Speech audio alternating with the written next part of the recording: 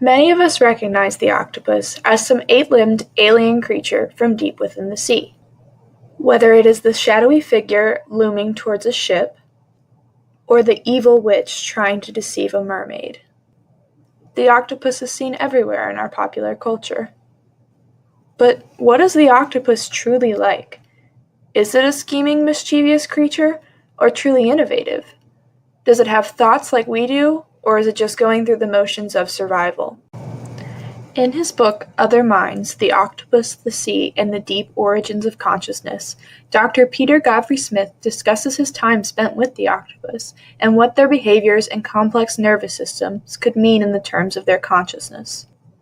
Godfrey Smith begins his book by discussing the evolution of the octopus and the class they belong to, cephalopods.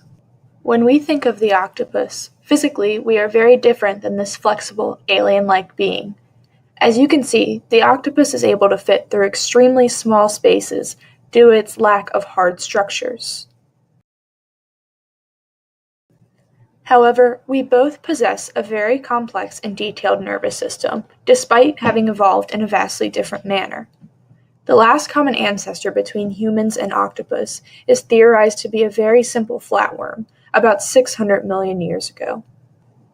This organism most likely had a very basic nervous system, nothing like ours, which contains millions of neurons. But what makes these organisms so different from us now? If we both have a complex nervous system, despite very different evolutionary histories, does that mean we think in the same ways?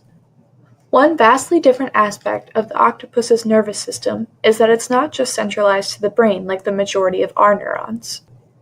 Over half of the octopus's neurons are in its tentacles, allowing it to gather sensory information through its appendages.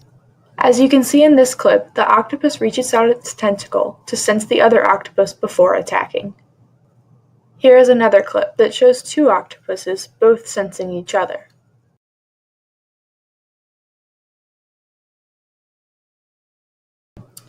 This is not the only unique feature of the octopus. They also exhibit the ability to change the color and patterns on their skin to camouflage themselves or ward off predators.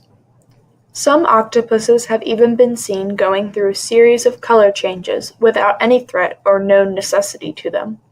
Perhaps this could be the octopus's inner thoughts displayed on the skin.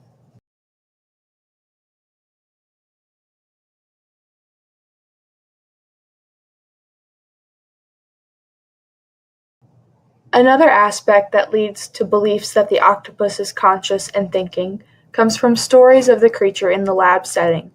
Many researchers have encountered difficulties when housing octopuses in their lab, including escapes, shooting jets of water at investigators, and even plugging the tanks so flooding occurs. But the octopus's ability to problem solve and its ingenuity with novel objects is what leads researchers to believe they are actively thinking.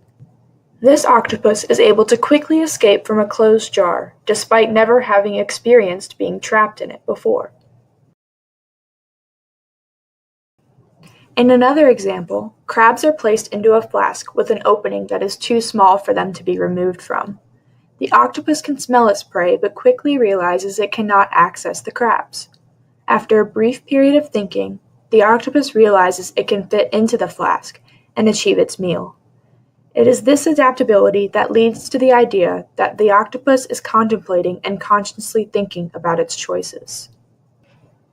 Overall, it is impossible to truly know if the octopus possesses the inner thoughts that we do.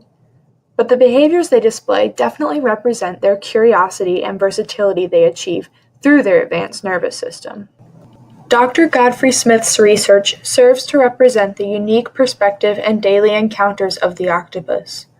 While the octopus may not possess the same consciousness as humans, it is most likely engaged in a subjective experience of its own.